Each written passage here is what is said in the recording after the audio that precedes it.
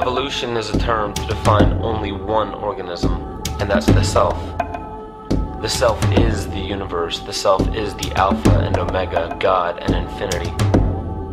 And that's the only thing that evolves, because we are all part of the self. Nothing goes through an evolutionary process alone, or without direct benefit to the whole. So when you begin to think that there's this controlling elite, this controlling hand behind the curtains leading the planet to destruction, when you think the end is near, the apocalypse, Armageddon, and when you think we as a species are doomed, it is not they, it is you that brought this about.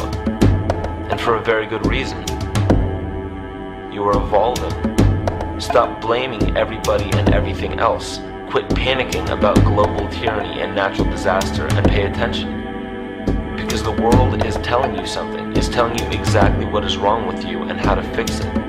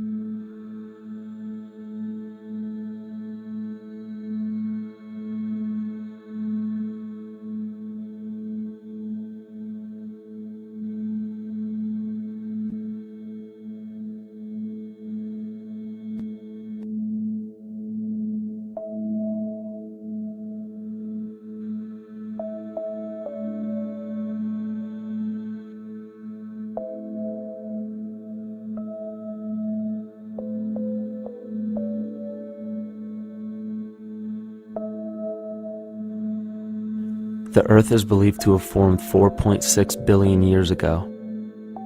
Within the first 150 million years, it began cooling and releasing gases from the lithosphere, which created the earliest forms of the Earth's atmosphere. Prior to the creation of this atmosphere, the sun's ultraviolet radiation made for uninhabitable conditions. But as the Earth cooled further, water condensed in the atmosphere and oxygen accumulated, making way for organic compounds. This spawned single-celled organisms and then plant life. And down through time, the evolutionary chain continued. And then we arrive at a species that does not seem to fit as well as the rest. Homo sapiens' gestation period of 9 months mimics the 3.8 billion year evolution of all life on Earth. The human embryo repeats the evolution of all species. When the sperm and egg unite, this new creation is a single-celled organism. Within hours, this single cell divides and multiplies more rapidly than any other species. 4 weeks later, the embryo begins to develop gills mimicking aquatic life. A few weeks later, it develops lungs and a tail with reptilian appearance. From there, a mammal is recognizable, and then onto a primate form. It then sheds its laguna, which is the embryonic fur, and at last shows the characteristics of a human child. The human body is a community of approximately 50 trillion cells. Everything the body does, the cell does as well. Cells have respiratory and excretory systems. They feed, feel, think, and communicate with other cells. Trillions of cells make up a single organism called the human body, and billions of human bodies help make up the organism we call Earth. The Earth has more similarities with the human anatomy than you may think. Earth has its own electromagnetic generation, just like the human body. Research has found that a direct current of electricity flows through perineural cells found around every nerve in the body. These pathways are called energy meridians and have been used in the practice of acupuncture for at least 2,000 years.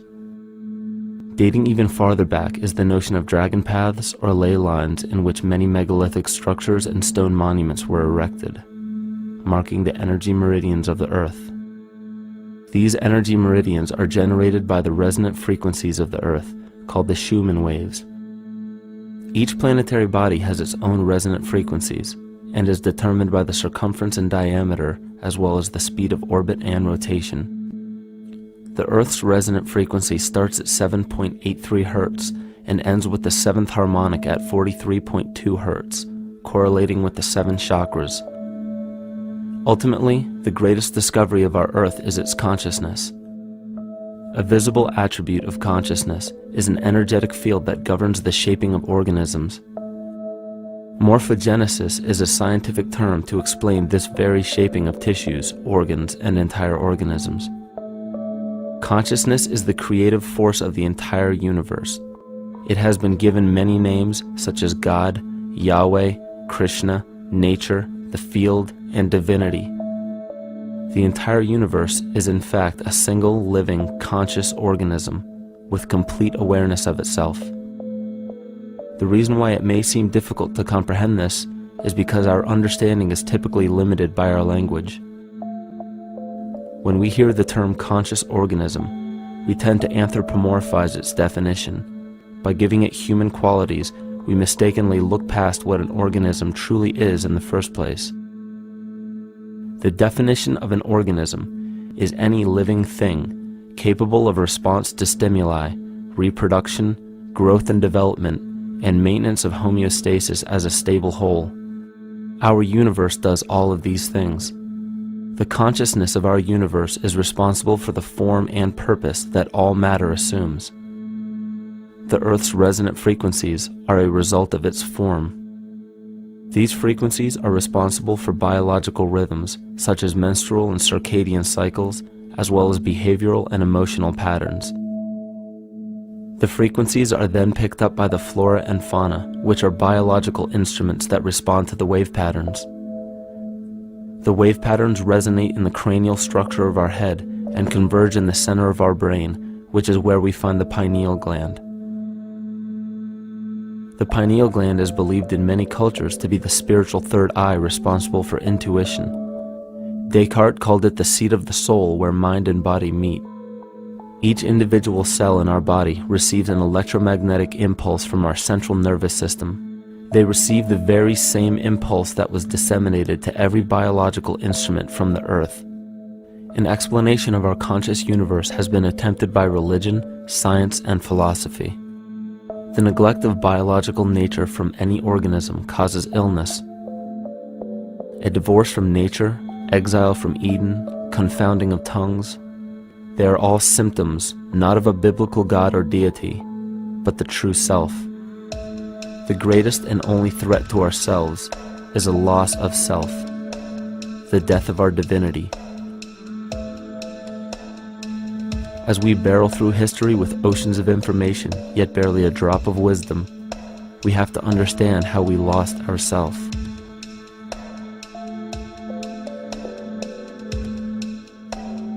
In sacred texts and ancient scriptures left by our ancestors, we find an incredible link between stories of creation, a great flood, the war of the gods, the Messiah dying for the sins of man, end-time prophecies, and similar characters. These correlations show up in myths from cultures that supposedly had no contact with one another due to distance in geography and time. The common thread we find that connects all of mythology has its roots in the stars. One of the most revealing accounts is the battle of the gods in heaven and the ensuing flood. In the Bible, Lucifer rivaled the Lord and was defeated and cast down to earth. In the creation myth of the Enuma Elish, we find a similar story of Tiamat being defeated by Marduk and cast down to the abyss of Apsu. In chaos, Tiamat, the mother of them both, Apsu and Tiamat's waters were mingled together, meaning that the chaotic waters of Tiamat were somehow mixed with the sweet waters of Apsu. Apsu was the Sumero-Akkadian god of the abyss beneath the earth. Tiamat, also known as Lucifer, was known as a serpent or dragon and was defeated by Marduk.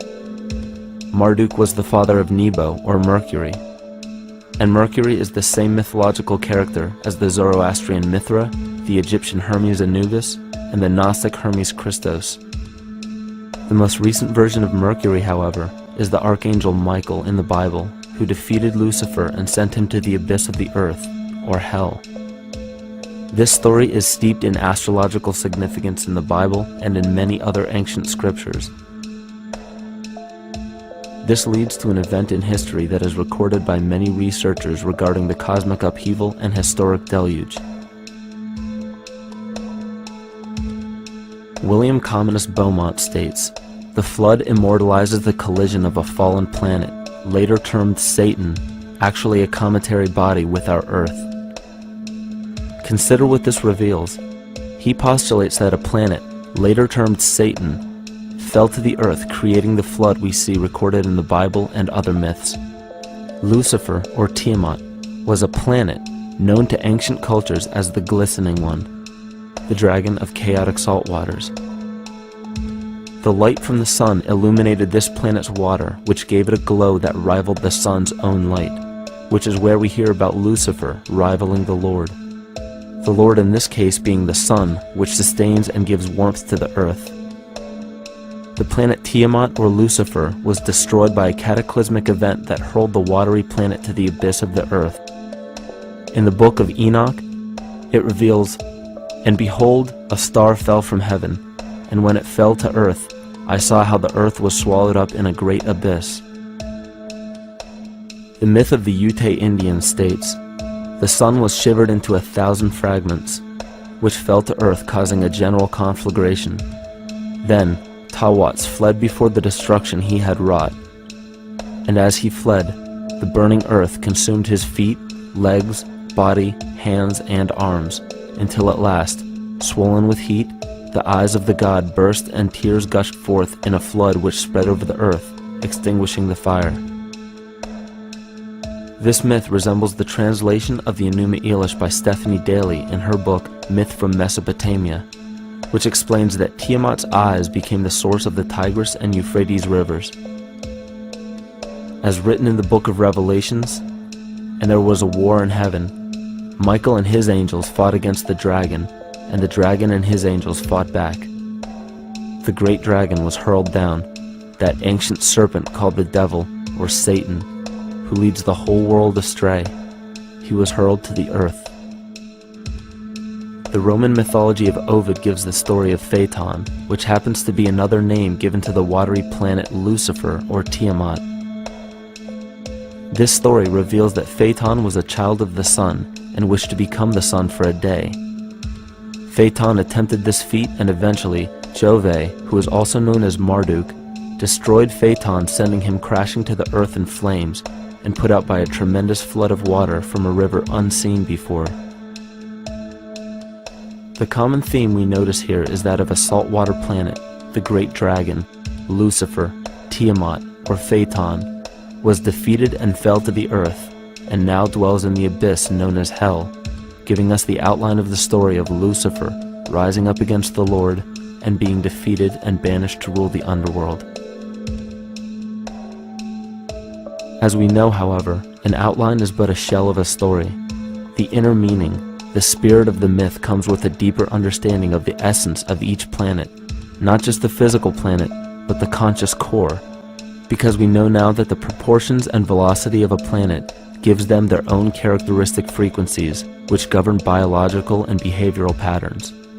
These planets reflect the archetypal psychology of man. In ancient times, probably the most important field of research was the study of the heavens. Galactic bodies and their movement through the sky were known to be symbolic of the inner faculties within human consciousness. Within all organisms, outdated science has only explained the physical world measured by our five senses. Only in esoteric religions, mysticism, and quantum fields of science are we to find any attempt at explaining where thoughts and emotions fit into the sense-perceptible world. We also understand now that humanity is a community of cells within the organism of the Earth. The Earth, therefore, is a higher organism that shapes our form and function.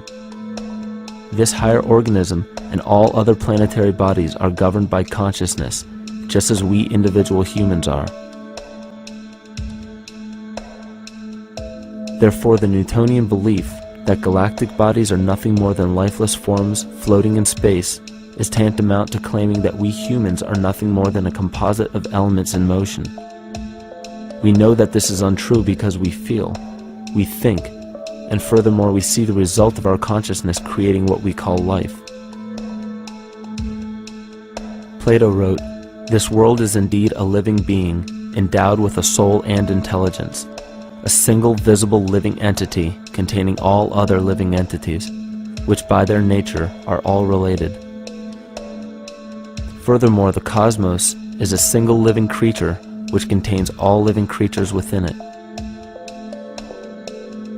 And in an article out of the Sufi journal, the author writes, "The world is a living spiritual being.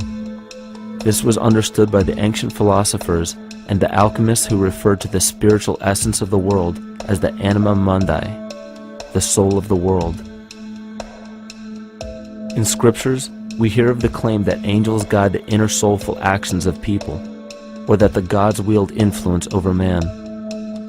Most ancient spiritual and scientific teachings held the belief that the hierarchies of the gods, angels, archangels, archai, all the way down to the cherubim and the seraphim, are the hierarchies within the human psyche.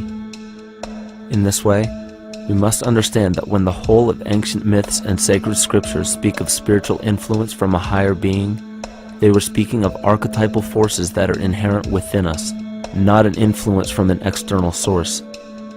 This is where we begin to see the relevance of astrology as an ancient form of science that resurfaced in the 19th and 20th centuries under the name of psychology. Friedrich Nietzsche even stated, "As long as you still experience the stars as something above you, you still lack a viewpoint of knowledge." This is astropsychology and maps the inner faculties of the psyche. In pre-Christian times, there were schools known today as the mystery schools or the mystery religions. The messages encoded in the scriptures and ancient archaeology came from adepts of spiritual science. The intent was to teach the initiates the deeper meaning of these myths. What became later termed as Lucifer, Satan, or the devil was representative of the ego which rivals the Lord, the representative of the self. The true self is the epicenter of a person's entire being. It is the total sum of everything that we are. The false ego, on the other hand, is the idea and concept we create about ourselves in the course of our lives, which typically excludes any qualities we don't wish to accept about ourselves.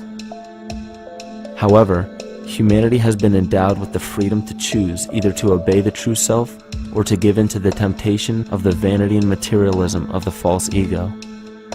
This is the most notable trait that separates man from animal: our freedom of choice, the choice to follow our concepts and ideals or our natural impulses, the choice to sustain nature or to destroy it. This freedom of choice weighs on the fate of the entire organism that we call humanity.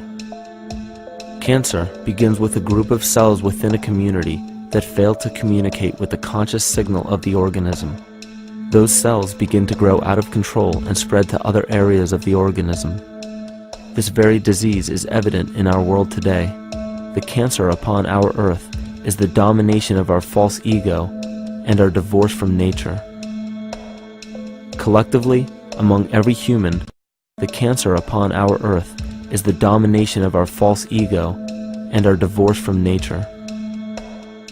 Collectively, among every human, vanity leads to segregation and competition. Competition leads to fear and greed. Greed leads to deceit and immorality. And immorality is the breeding ground for illness, waging war on our earth. Every act of hatred and destructiveness in our world begins with self-hate and self-destructiveness. And that all begins with a breakdown in communication.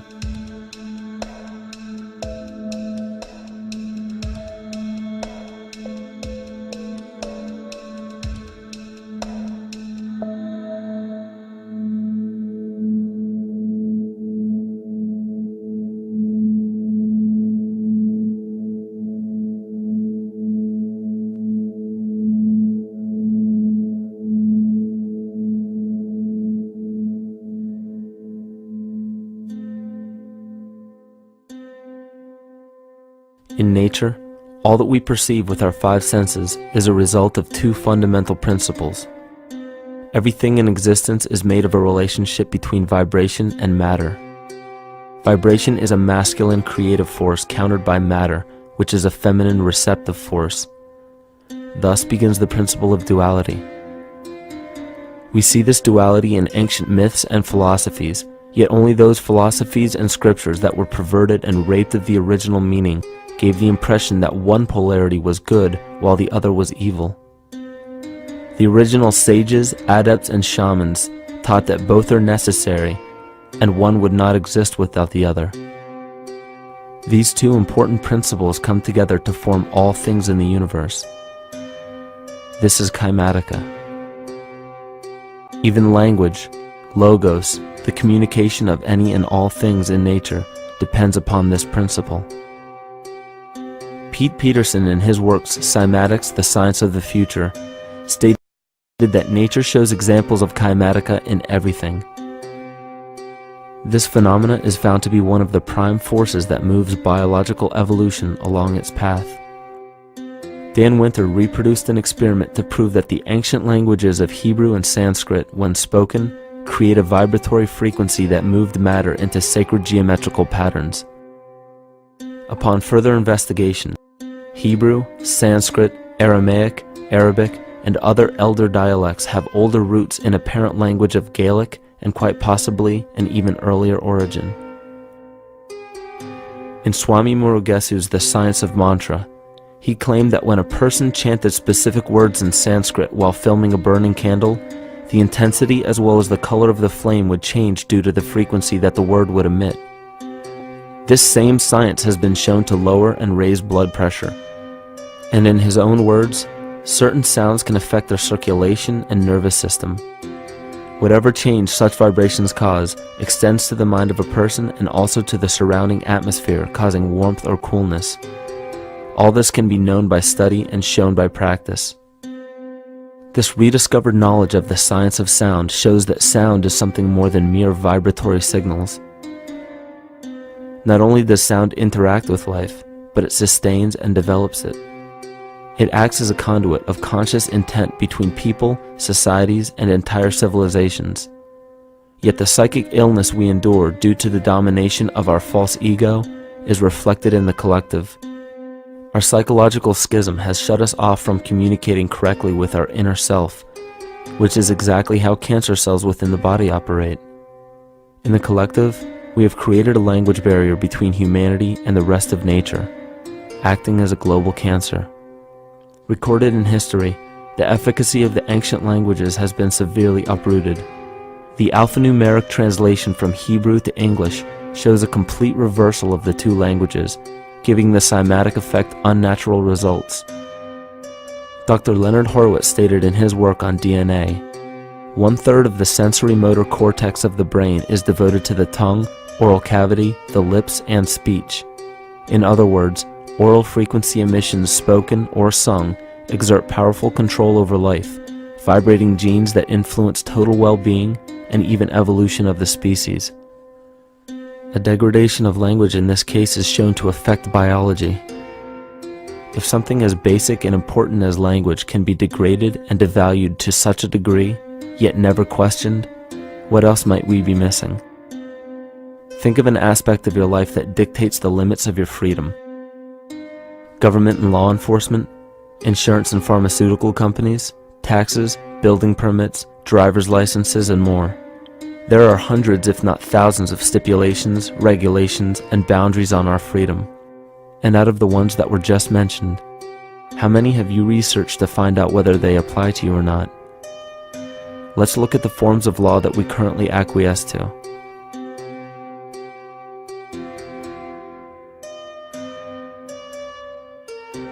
A common misconception among people is that any rule or regulation that governs them falls under one category: law. But there are many other forms of law that people abide by without realizing that they simply do not apply to them. Another misconception is that a nation's constitution gives us our rights. A constitution does nothing more than list the rights that we already have. We are born with inalienable rights, endowed to us by our Creator. They are not given to us, and they cannot be given away. The most a person can do with a right is choose whether to exercise it or not. Maritime Admiralty law is what's known as the law of the water. It is superseded by civil law and only applies to those who willingly contract themselves into it. The definition of Admiralty law is a body of private international law governing the relationships between private entities which operate vessels on the oceans. Let's look at how and why a form of law that is fashioned to govern corporations, businesses, and vessels has imposed its rule over natural human beings. This is all done through a form of word magic. A simple perversion of language has made it possible to convince people around the world that these alternative laws apply to them. One of the predominant beliefs in modern culture is that licenses, permits, registrations, and other forms of documentation are required to operate motor vehicles, use public roads, build structures and establishments, engage in free enterprise, and much more. Sadly, these beliefs are based on little to no investigation whatsoever, and are false. This belief structure is perpetuated by Maritime Admiralty law. This form of law was originally created to govern ships docking in foreign nations for the import or export of products and resources. It deals with banking and merchant affairs, not civil affairs. When a product is taken off of a ship and brought into a foreign land, that nation takes custody of the resource and accounts for it with a certificate. That certificate marks the birth date of that product in the custody of the respective nation. Think of why it is supposedly required to have a certificate of live birth in the first place. The Barron's Dictionary of Banking Terms defines a certificate as a paper establishing an ownership claim. So right there, we notice that everyone with a birth certificate is defined as being owned. People are used as collateral with other nations because the U.S. is bankrupt. The United States declared bankruptcy on March 9th of 1933. At this point, the U.S. began taking out loans from a private, non-government affiliated corporation called the Federal Reserve. With no money to pay back the loans, the United States began using the citizens as collateral. All birth and marriage certificates are literally warehouse receipts. Just look at the similarities of warehouse receipts and birth certificates. Both document the date of issue,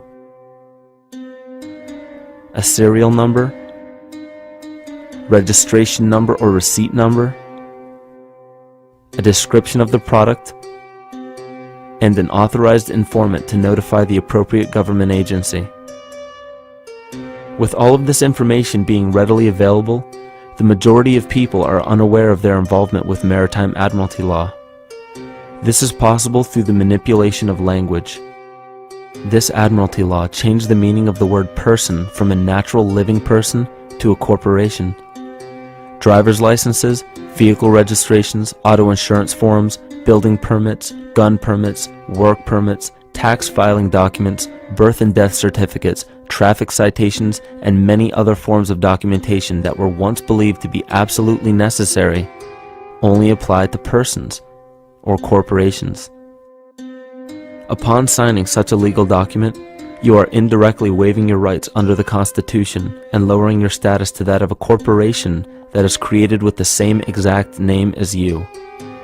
The only way to reconcile your true name from the name of the corporation is to take notice that the corporation has its name in all capital letters. This is known as capitis diminutia maxima.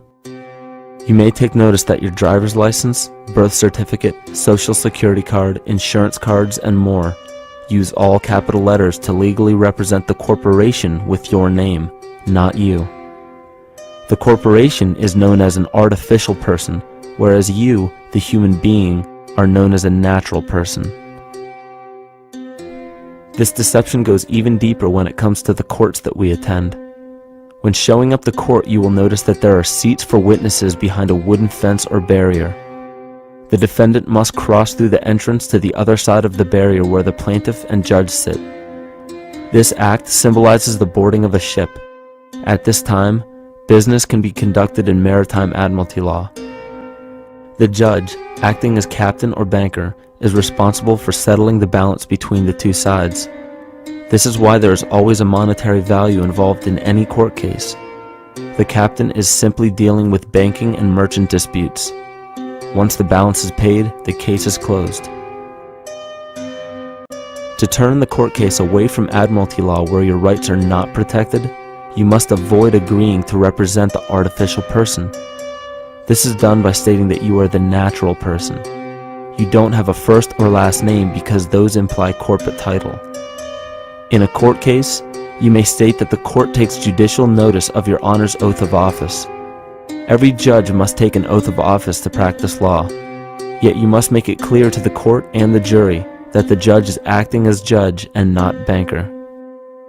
Remember that you are a natural human being of the earth. You are not governed by anything but your own consciousness. Laws are created within a society. The society that created the laws we see being enforced today is called the Law Society. Yet the most beautiful part of this entire deception is the fact that we are not part of the Law Society, so their laws do not apply to us. Judges, lawyers, and law enforcement officers, they're all part of a society. Within that society, they've created their own language that's deceptively similar to English.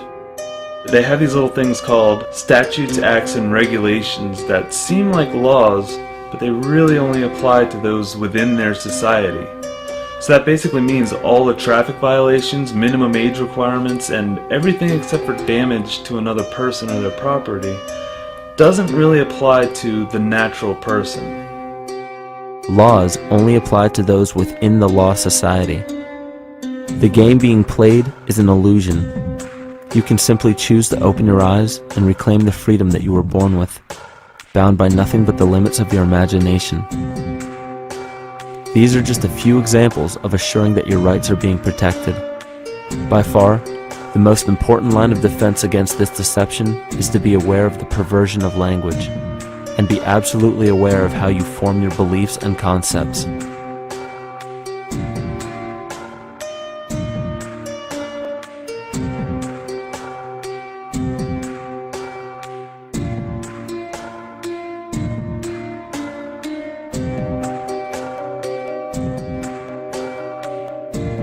In all forms of the perversion of language, there is a mirror reflection of this in the microcosm of the psyche.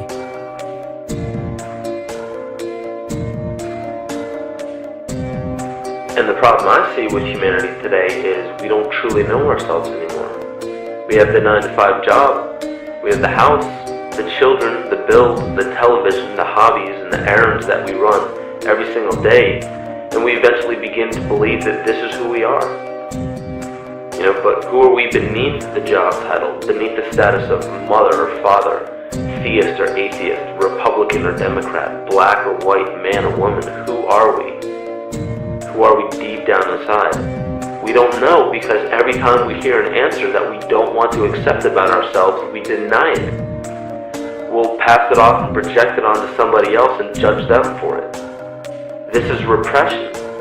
And we see what repression can do to us on an individual level, but what about on a collective level of humanity? What happens when the whole world refuses to see what they truly are on the inside?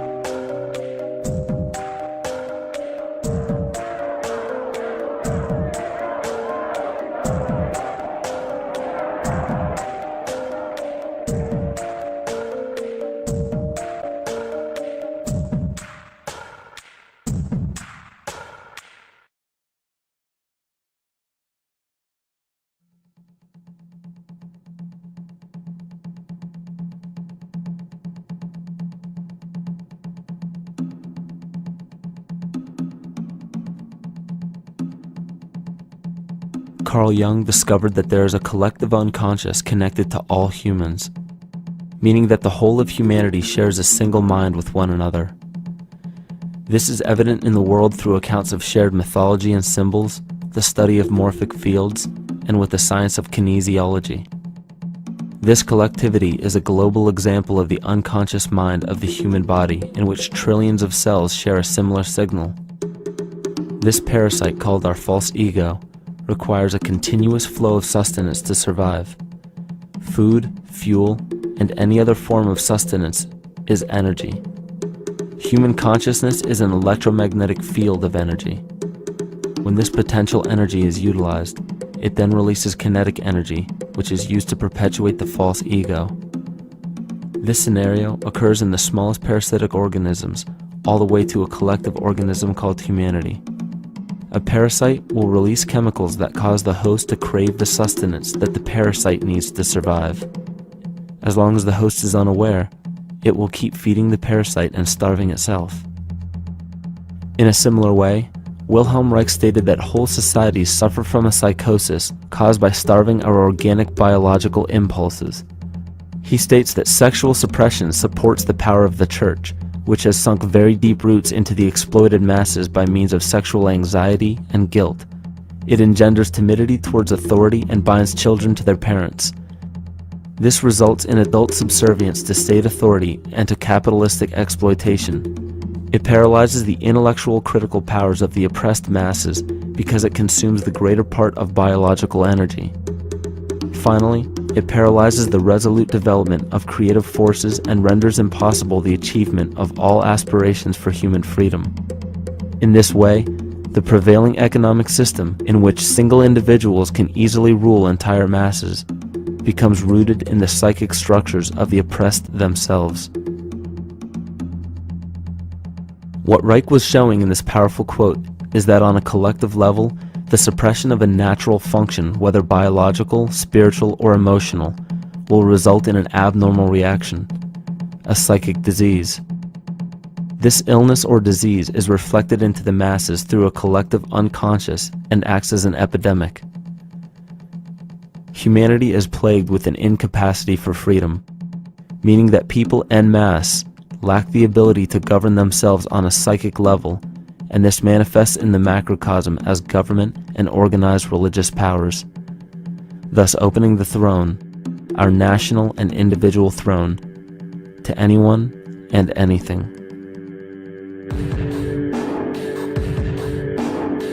Enter the infamous rulers of the earth, the patriarchs of civilization, political, social, economic, and spiritual dictatorship, psychic tyranny.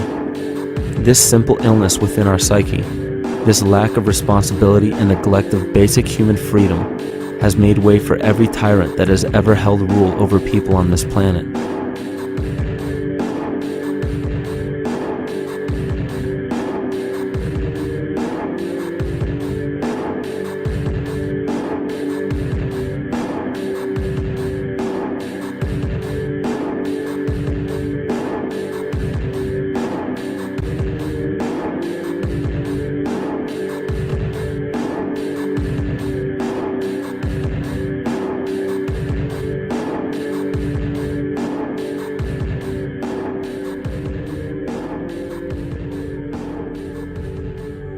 But these oppressive tyrants that are demonized by the masses are no different than us. In fact, they are one with us. In the book The Prophet by Khalil Gibran, he poetically states, "I say, as the holy and the righteous cannot rise beyond the highest which is in each of you, so the wicked and the weak cannot fall lower than the lowest which is in you also." Every one of us has the capability to commit the most horrifying sin or show the most beautiful compassion to our fellow man. This is the very definition of an illness within the psyche and soul of man.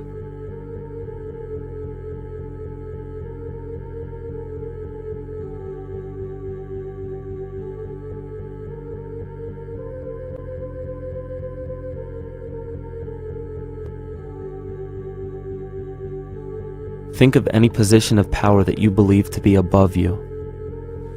Royal families, government leaders, the United Nations, financial organizations, corporate monopolies, and media juggernauts. These are all facets of our false ego.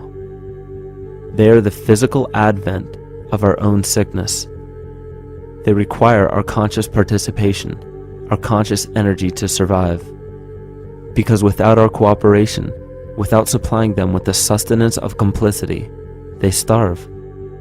Their very nature depends on our desire to be ruled, and a typical symptom of the illness among humanity today is our continuous denial of our illness, repression, We consistently repress those qualities we choose not to accept about ourselves. This is why it is so difficult to see the false ego and its multiple manifestations for what they truly are.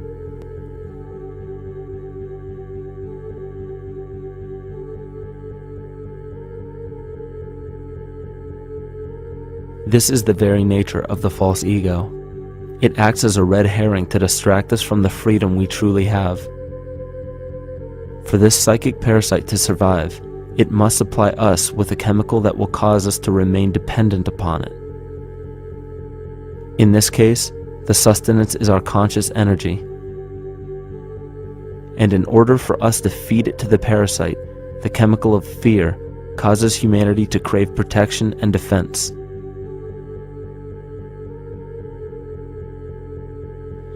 The functions of the body to survive can be broken down to two basic functions for any organism to survive.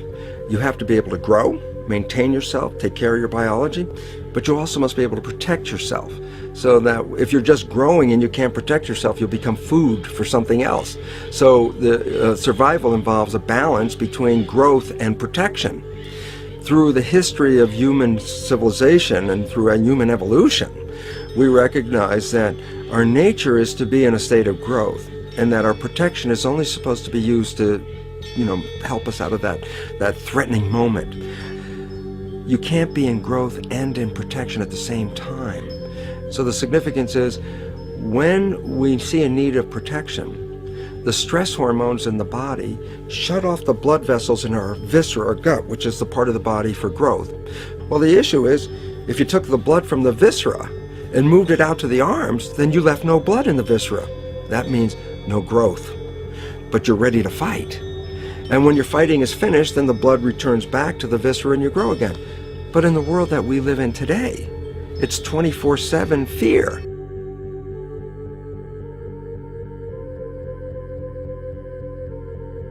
So we have a continuous dripping of that stress hormone into the body. It's just dripping all the time, getting us ready to run or fight or flight at any moment at the drop of a hat. We're ready to go because we're on guard.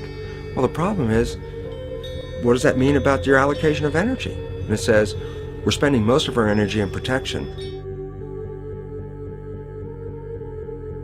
You cannot survive if you're in protection all the time.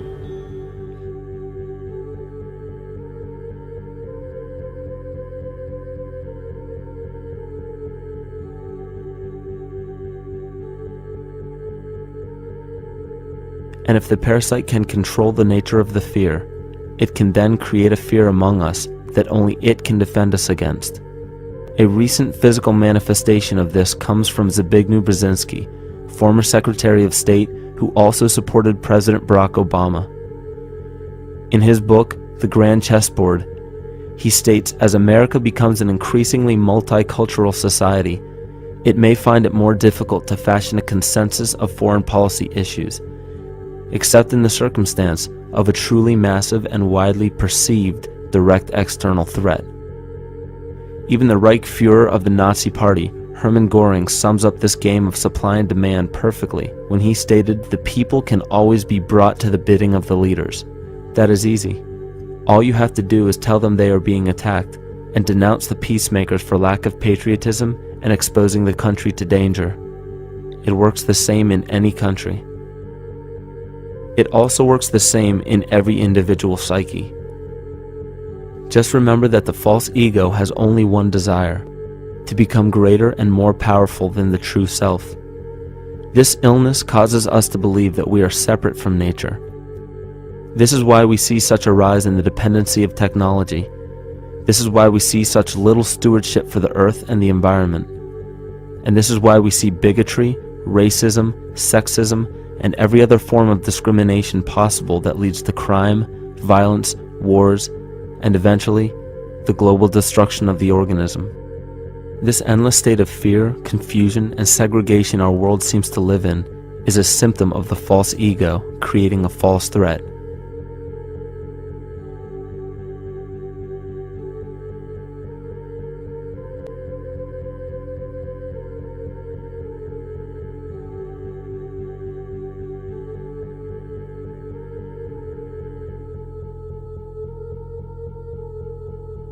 many of the United States presidents have blood relations with each other. The Bush lineage has blood ties to a great number of former presidents. George Washington, Millard Fillmore, Franklin Pierce, Abraham Lincoln, Ulysses Grant, Rutherford Hayes, James Garfield, Grover Cleveland, Teddy Roosevelt, William Taft, Calvin Coolidge, Herbert Hoover, Franklin Roosevelt, Richard Nixon, and Gerald Ford. Michael Tessarion points out in his work that Bush is closely related to every European monarch on and off the throne, and has kinship with every member of Britain's royal family. Bush's family tree can be documented as far back as the early 15th century. He has a direct descent from Henry III and from Henry VIII's sister Mary Tudor. He is also descended from Charles II of England. And we also find that George W. Bush is a direct descendant of Godfrey the Bullion. Godfrey was the first king of Jerusalem after he recaptured it from the Saracens, which was the name for the Islamic faith during the Middle Ages. It is interesting to note that the current occupation of the United States in the Middle East was re-established by the same family, George Bush Sr. in 1991, and again by George Bush Jr. in 2003. George Bush Jr. is then found to be a cousin to both opposing candidates of his 2 terms in office, Al Gore and John Kerry. Democratic President Barack Obama also has blood ties with George W. Bush, as well as Gerald Ford, Lyndon Johnson, Harry Truman, James Madison, and the British Prime Minister Sir Winston Churchill. On the opposing side of the 2008 presidential ballot, John McCain is descended from Robert the Bruce, King William I of Scotland, and also Godfrey the Bullion. Probably one of the most interesting facets of the bloodline relations is the fact that the whole British royal family has descent from the Muslim prophet Muhammad through the Arab kings of Seville. This bloodline was passed through the kings of Portugal, Castile, and eventually down to King Edward IV. This is a very, very different story from what you hear the media pumping out every day, being this idea of lineal superiority. It's completely debunked according to the foremost authority of aristocratic lineage, Burke's Peerage. And this just goes to show that there's the true story, and then there's the manufactured illusion, the front that's given to the public.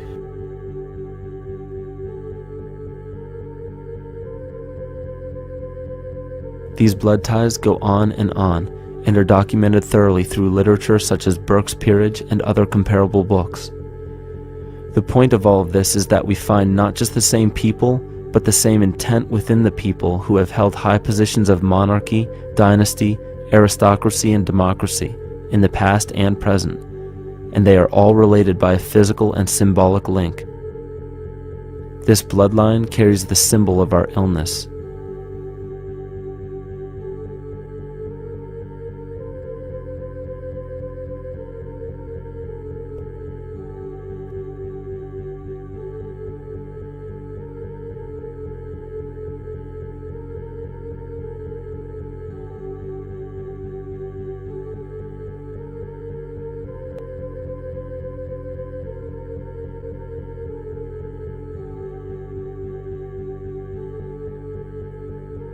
The symptoms of our psycho-spiritual illness are the wars, terrorist attacks, artificial or man-made disasters, and leader figures.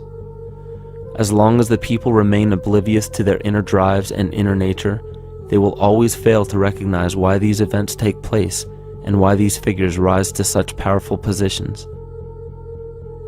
The reason why we have failed for thousands of years to conquer these archetypal rulers permanently is because for thousands of years we have been fighting the symptoms of an illness and not the root cause.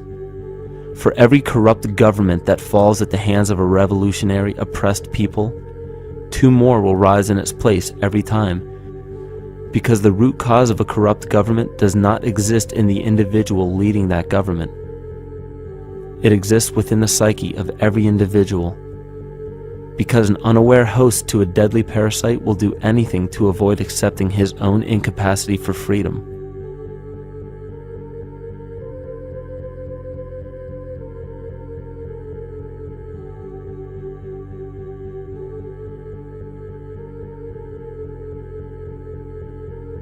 We are so bereft of sanity in this world that those few who simply stop projecting onto others and begin facing their own demons are seen as neurotic. An article written in the 1950s states that studies showed that individuals who had been isolated from their familiar social and cultural environment became neurotic. This shows that when those individuals had no object to identify their darker emotions with, they began to see these things in themselves, that which they refused to recognize before, and were unaware of why they appeared and how to cope. Facing our true inner self is virtually unknown in our world today. This is why no matter how many civilizations rise and fall, it is our collective consciousness that creates our governing apparatus, not individual people.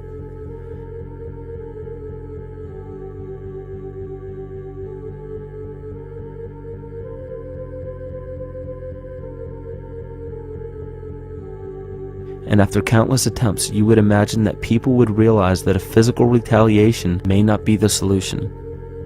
Yet here we are, thousands of years later, with technology that can clone DNA, vehicles that can break the sound barrier and probe the depths of space, and science that can overcome almost any sickness. Yet we still fail to take notice to the importance of thoughts and consciousness. This is the very definition of insanity. And every single one of us is responsible for this psychic epidemic, because we're killing the messenger and paying no attention to the message.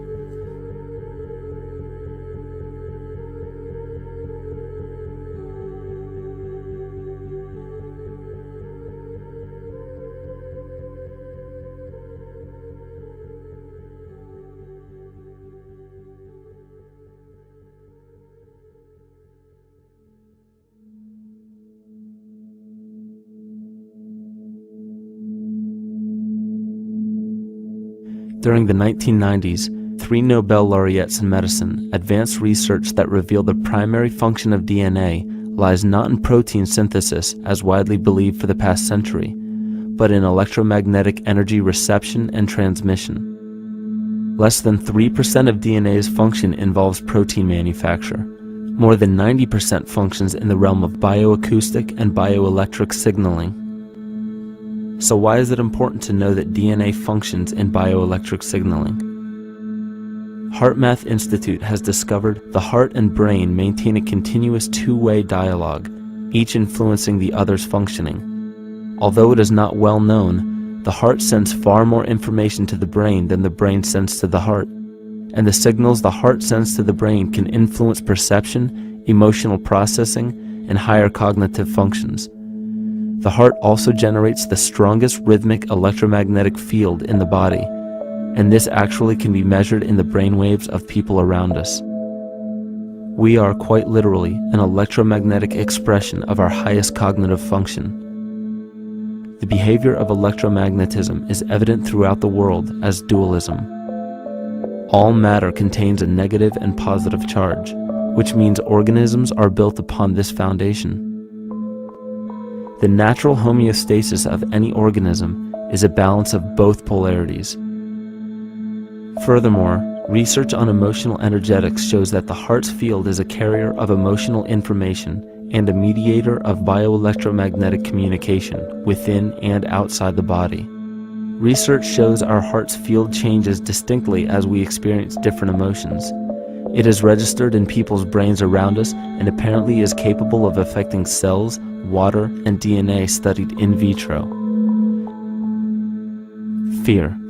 The chemical supplied by a collective parasite creates a distinct bioelectric signal given off by the host. This signal is disseminated to the organisms within our community and will grow outward through the entire organism unless it is counterbalanced by an opposing force. Dr. Fritz Alan Popp discovered that the cells in our body communicate through biophotons, which are tiny particles of light that are single units of an electromagnetic field. This communication system within our body also exists between people in what's known as morphic resonance. This was known by the shamans, sages, and adepts of antiquity. These teachings were commonplace in prehistoric cultures. It wasn't by sheer chance that artistic expression and rituals were the cornerstone of every ancient civilization. Art was used as a personal method to exercise the shadow content of the psyche and introduce it to the conscious mind. This was very literally viewed as psychic therapy. Ritual was based around astrological dates. As we've learned, the study of the stars and planets reflect our own astropsychology. The shamans would perform rituals on astrological dates that would correlate with a circadian rhythm or a psychological cycle. These rituals kept the human participants aware of their inner self and prevented the repression of psychological content. As long as people were facing their inner demons and accepting them as their own, they were not collectively projecting them into the physical world. If you bring forth what is within you, what you bring forth will save you. If you do not bring forth what is within you, what you do not bring forth will destroy you. The progeny of our psychological disease began growing rapidly after a series of catastrophes forced the collective into a somatic state of fight or flight. This lowered the immunity of the population by introducing a state of immense stress. Our body becomes more susceptible to illness under stress. In this manner, humanity fell ill when entire bodies of land were swallowed up by the floodwaters. This uprooted many tribes, chiefdoms, and civilizations from their homes, and their ritual practices that were used as a conduit for psychic wellness were put on hold in order to survive the catastrophe and seek new homes. The shamans were spread to many new areas of the world. This information has been suppressed. We are made to believe that advanced civilizations such as ancient Egypt and the Mayans of Mesoamerica came about with no prior rudimentary remnants or evidence of evolving intellectual artifacts to bring them to their peak. We are meant to believe that their incredible knowledge of mathematics, astrology, agriculture, economy, polity, and architecture came out of nowhere. This leads many researchers today to the understanding that the origins of these civilizations have been suppressed. Not surprisingly, the force that has guided the suppression of this knowledge comes from the exact bloodline of the political and religious leaders stated previously. These are some of the notable book burnings and suppression of important texts in our history.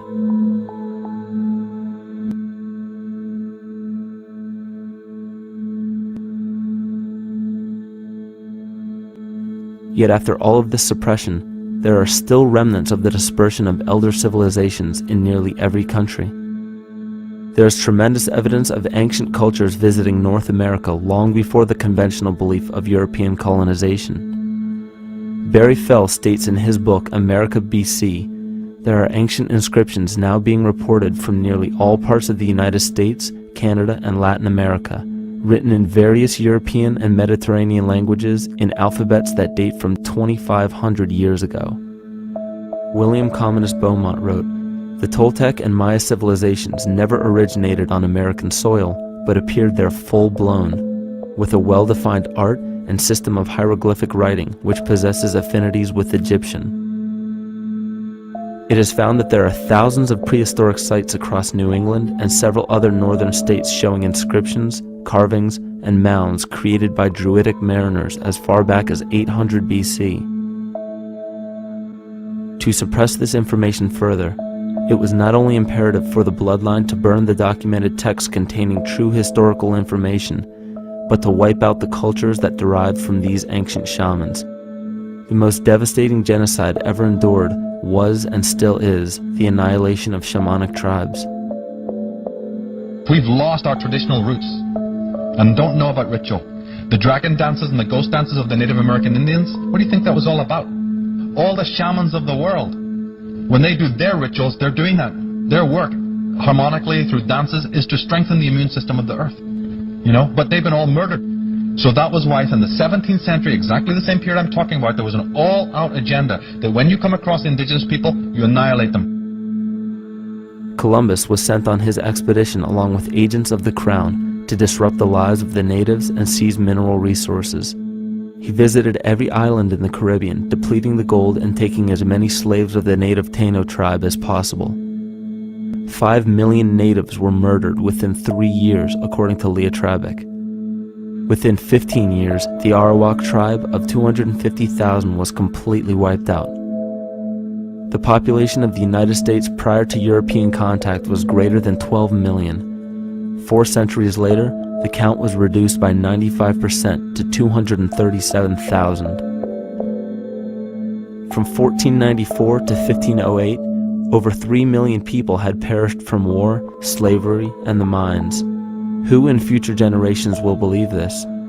I myself, writing this as a knowledgeable eyewitness, can hardly believe it. My eyes have seen these acts so foreign to human nature, and now I tremble as I write.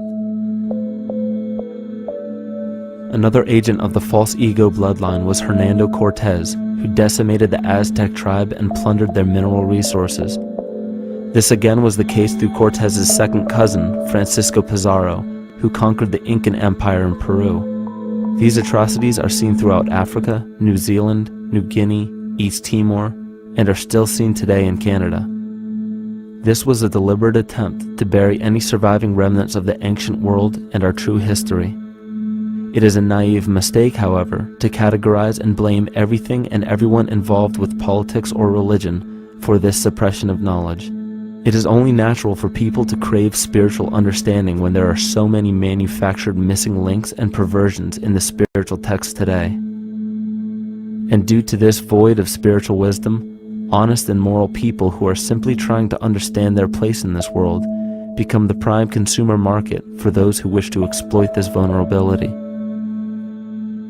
To have enough power to run our own lives, basically. If we look at the New Age movement, for instance, which is another kind of trap in all of this, where people might end up actually. They're looking for something so bad that they're taking all these things that are handed to us or to them. But it's not really based on any real understanding. It's still kind of coming from a religious type of perspective. People are genuinely seeking something new. They're genuinely seeking a new type of spirituality, or to better themselves, or to change something. But this is being hijacked, and what they actually do is that they lead you into another type of group mentality or new age religion, whatever it is, and people still are not able to kind of really break free from that and follow their own journey or their own path, which I think is very important in all of this.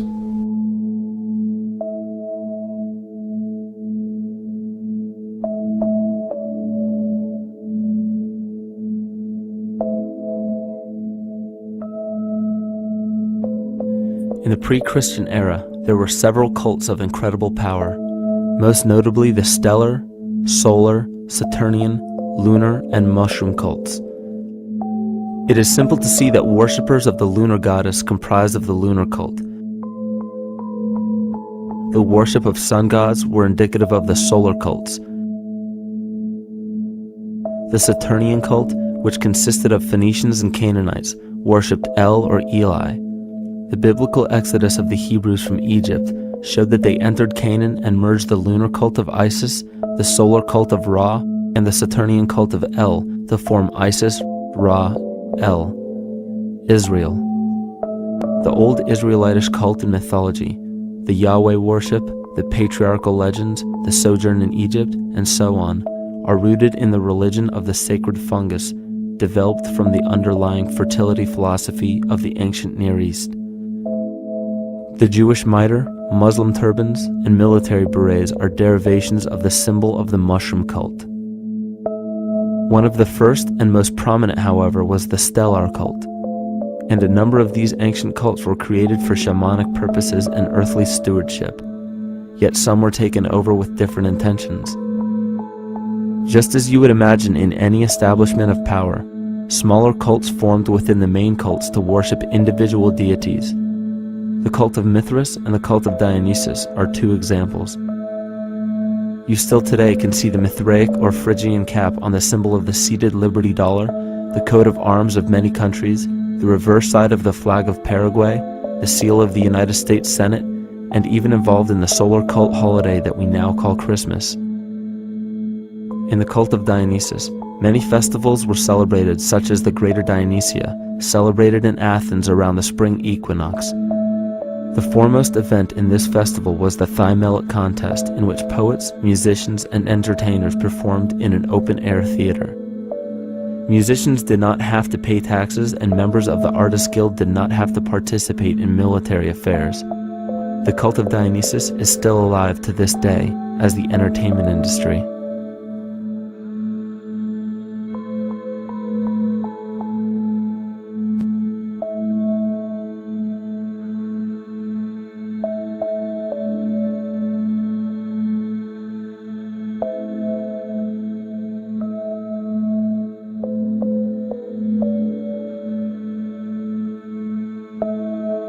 These cults still exist in many important positions of power throughout the entire civilized world. Yet the most important function of these groups is to manufacture the consent and complicity of the people. The conscious mind is the creative mind. It's the one that has your personal identity into it. It does the real thinking. And then there's a subconscious mind. Well, there's no entity in it. The subconscious mind is the equivalent of a tape player. It records behaviors, and then at the push of a button plays a behavior. It's automatic. It's a very convenient thing, because then we don't have to relearn all the time. Once you know it, you can make a pattern. The problem is that the basic patterns of belief and behavior that are programmed in the subconscious mind came from our teachers, primarily our parents, our family, and our community. So most people don't even understand how easily we're influenced by our environment. Every person that we encounter, every single situation that we're faced with, every little word that's said on television may not seem too influential to our conscious minds, but your unconscious is designed specifically to let every environmental signal influence you without your awareness. So the question is, are we leading conscious or unconscious lives? And now neuroscience has told us in the unfolding of our lives, only 5% of our life is controlled by our conscious mind, and 95% of the time controlled by the subconscious with programs from other people that were installed in there. And the problem is, it means when those programs are playing, we don't see them. And the skeptics will sit there and say, consciousness, archetypes, astrology? No. We create things with our hands, not our minds. Archetypes aren't physical. They can't influence me. But when you think of the fact that we're only conscious of this small little fraction of our behavior, what we don't realize is that entire countries, entire civilizations that think they're free and independent, but are unconsciously too afraid to be free and independent, they will beg to be governed. And if they can't do it themselves, who do you think will consciously or unconsciously take that responsibility? It usually ends up being that strong, masculine, animus archetypal figure. When we think we're in danger, we're not looking for our mother to nurture us. We want our father to protect us. And right on cue with the age of fear, this age of catastrophe, the age of this parasite, we see masculine domination. And one of the primary conduits for giving our responsibility and our conscious energy away is money. We surely don't want to admit that our dependency on money is flawed, because that would imply that the fault is our own. And God forbid we take responsibility for our lives, so we blame the money. This is the cornerstone of the entire illusion being built around us by the false ego. Money is said to be the root of all evil, yet it cannot be evil because money is only a symbol. Symbols carry only the faith and spirit of the observer. This means that the symbol of paper money evokes and surfaces the evil intentions and inherent flaw of our false ego. Money only exists because we agree to accept it as valuable. And to further illustrate our incapacity for freedom, we've given the control of our faith-based money to a private corporation instead of the federal government. There is no law stating that we have to use Federal Reserve notes as currency. We choose to because we fear the alternative: independence.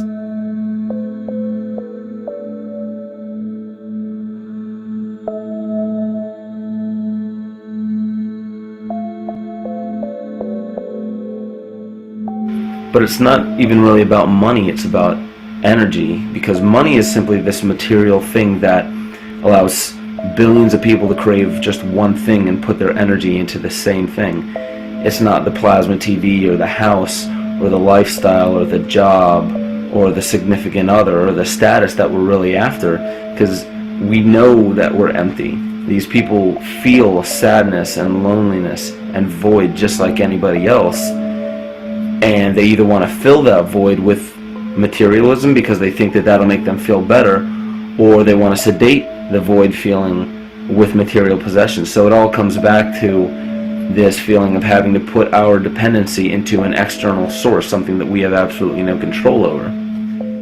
What we're seeing right now is with all the competition of each other destroying each other, wars, competing for material existence, raping the planet and tearing it apart to get some pieces of it to hold in your hands and say you won the game. Every one of those moves is destructive not just of the planet but of human civilization, because human civilization will thrive with cooperation and will die with competition. And if you operate from these truths, then you end up with the extinction that lies before us. You see, we all have demons, so to speak. We all have inner demons in our lives, but we expect to see devilish monsters or dark apparitions when you think of a demon, kind of like what you'd see in the cinema. But our demons are really the people in our everyday lives, the people that we argue with, the people that we envy or hate, the ones we physically or emotionally harm in some way, shape, or form. And it's not because we envy or hate qualities in these specific people as much as we hate the fact that they remind us of ourselves. They reflect qualities about ourselves that we wish we had more of, or that we wish we didn't have at all. So what do? We alleviate that pain not by fixing or fighting our own demons, but by harming the people that remind us of our demons, by harming the people that remind us of the things that we don't like about ourselves. And when we become frustrated that we're not in control of our emotions because we don't really know what's affecting our emotions, we take it out on others. We take it out on absolutely anything else that can show us or act as a catalyst for our hatred. And so we do the same thing to animals. Animals are perfect because they can't defend themselves. And it's a perfect catalyst for our inner aggression, our confusion, our hatred. Just take it out on something absolutely helpless. Just imagine how unconscious a person has to be of his or her actions to torture or mutilate or brutalize any living thing.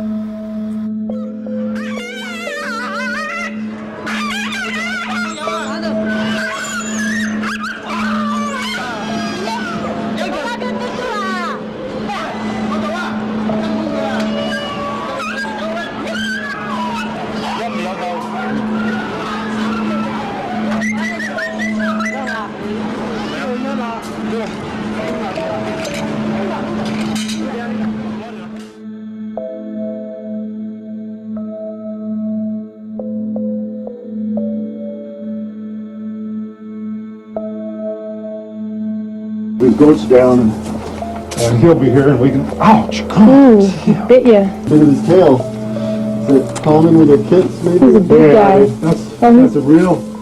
Think of the lack of compassion you must have towards life in general to be able to feel no semblance of sympathy towards entire populations, let alone just individuals or individual animals, entire populations of species that are bred specifically for the purpose of commodity. But I'll tell you what's even more dangerous is not so much the people carrying out this cruelty, because that's already been established. That form of hatred and cruelty has already been established and it's already known.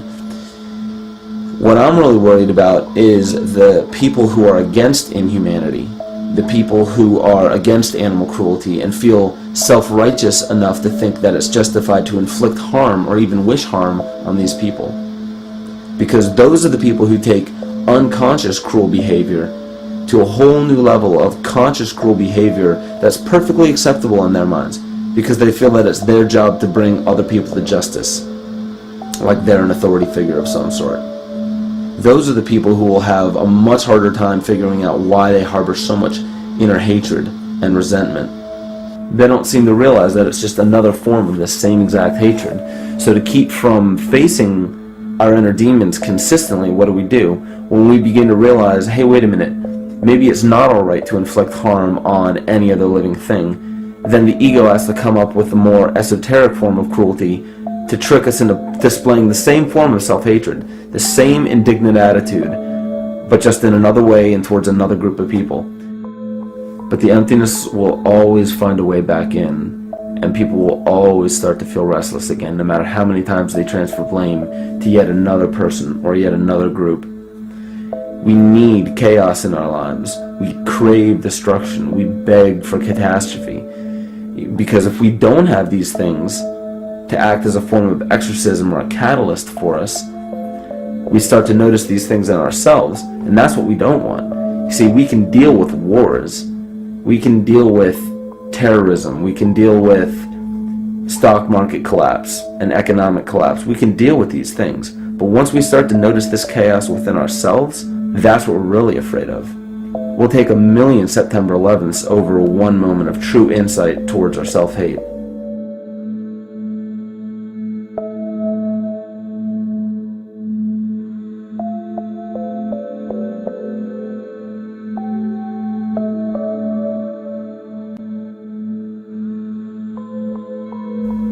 And you know, the most interesting part of all of this is we encounter things every day, every single day, that we either accept with open arms or that we reject violently.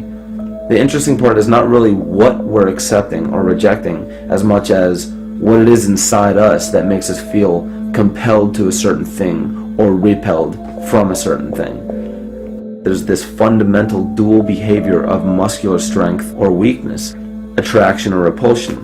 And what's interesting about this is when you realize that consciousness, awareness, that intangible essence that animates all matter into what we see around us as life, that is where you will find the origin of this dual behavior. It's been explained as the inhalation and exhalation of Brahma, the contraction and the expansion of Ahriman and Lucifer in an anthroposophical setting, the active and the passive qualities in electricity, the masculine and feminine qualities, yin and yang, existence and nothingness. These are all ways to explain the same behavioral process that begins with awareness, it begins with consciousness. And if you get rid of all the images and concepts in our minds of these sayings in your head and just try to feel the difference between the two polarities, you'll begin to notice that all of the different scenarios and possibilities that are playing out in the world all spawn from this common origin. You'll have 1,000,000 people telling you why the Bible is supposedly the Word of God and that you should follow it word for word. And then you'll have another 1,000,000 claiming that it's a form of mind control and not to believe any of it.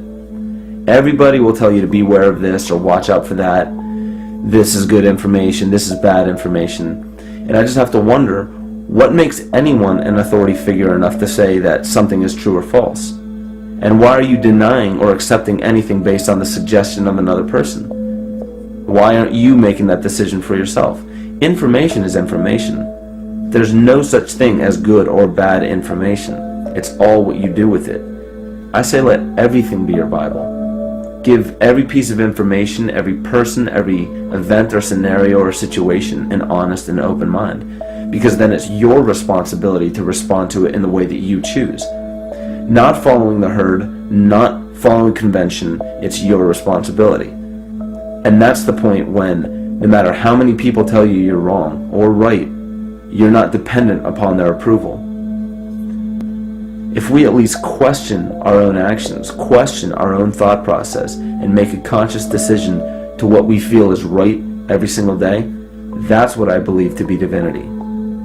That's true shamanism. And that, to me, is what it really feels like to be alive.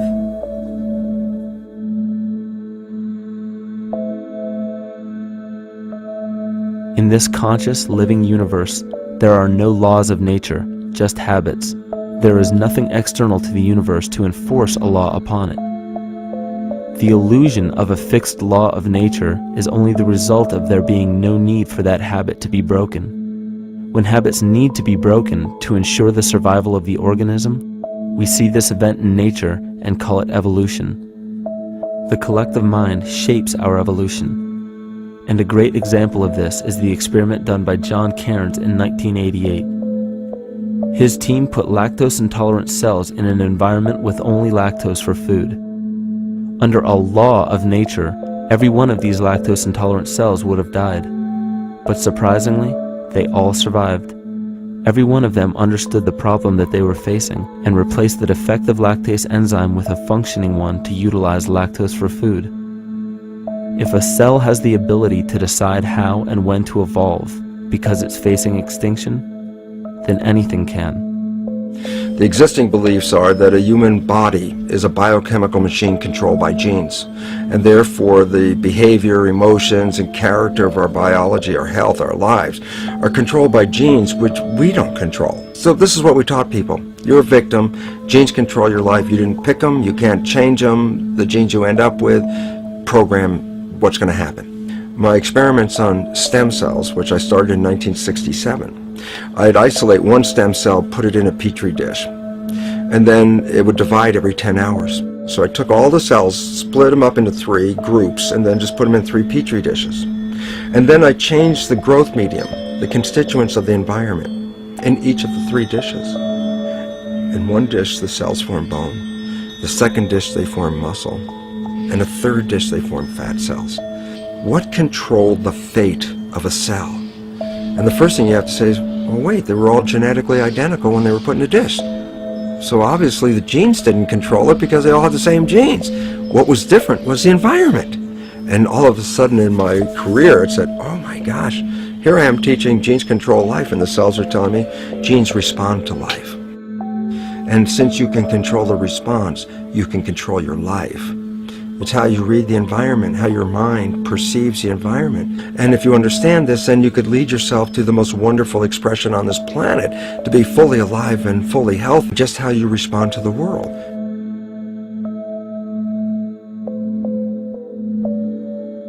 In the face of financial collapse across the world, political and religious wars raging tirelessly, and an ever-growing feeling of being lost and void of meaning, there is a great amount of energy being pushed to the surface of the collective mind.